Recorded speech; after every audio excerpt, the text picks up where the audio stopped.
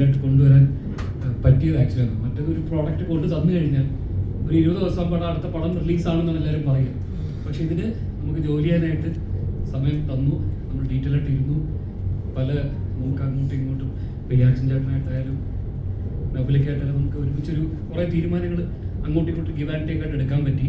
പിന്നെ മെയിൻലി സജിൻ ഭായ് മിക്സിന് നമ്മൾ ആദ്യം ഒരു ഡേറ്റ് ഫിക്സ് ചെയ്തു. പിന്നെ അത് മാറും, നമുക്ക് ഇടാ തീരുമോ ജോലി ഇല്ല, ഇച്ചിരി ടൈം കുഴപ്പമില്ല, അത് തീർന്നിട്ട് മതി എൻ്റെ പടം റിലീസ് എന്ന് പറഞ്ഞ് വാക്ക് തരുന്ന ഒരു ആദ്യത്തെ പ്രൊഡ്യൂസറാണ് സച്ചിൻ ഭായ്. അത് അങ്ങനെ ഒരിക്കലും ചെയ്യരുത്. അതെ ഞാൻ വേറെ പരിപാടി പിടിച്ചു പോകണം. അത്രയും വലിയൊരു ഇതായിട്ട് അയ്യോ ഞാനില്ല, അത്രയും പ്ലീസ്.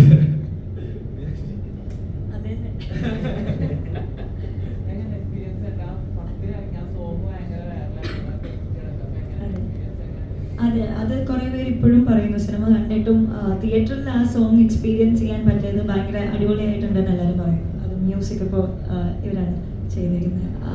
ഭയങ്കര നല്ലൊരു എക്സ്പീരിയൻസ് ആയിരുന്നു. ഷൂട്ടിംഗ് ടൈമിലായാലും നമ്മളുടെ ഒരു ടീമിന് എനിക്ക് full credits ടീമിനാണ്.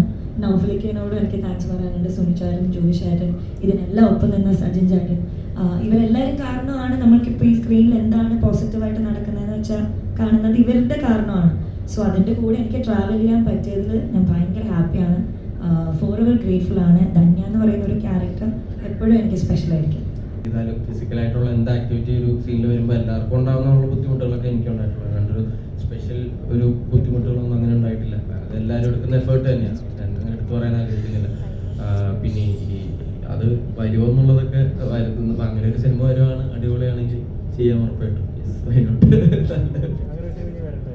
Thank you bro.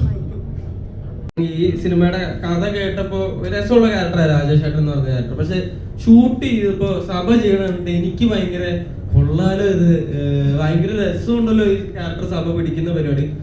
സഭയുടെ എല്ലാം സ്റ്റാൻഡ് ഔട്ട് ചെയ്യാൻ കാരണം സഭ ജെന്യുവൻ ആയിട്ട് അതിനെ പെർഫോം ചെയ്യുന്നതുകൊണ്ടാണ്.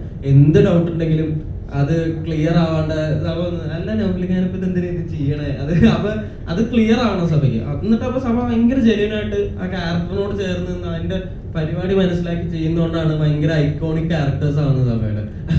സഭ ഇത് പറഞ്ഞ പോലെ ഇറച്ചിക്കുന്നത് മാത്രമേ ചെയ്യുള്ളൂ. ഈ പറഞ്ഞ പോലെ സഭ ചോദിക്കൂല ഡൗട്ട് കാരണം എന്തിനങ്ങനെ ചെയ്യണോ. അപ്പൊ ഞാൻ സഭയെ നീയാണ് ഹീറോ, നീയാണ് ആണല്ലേ, ഓക്കെ.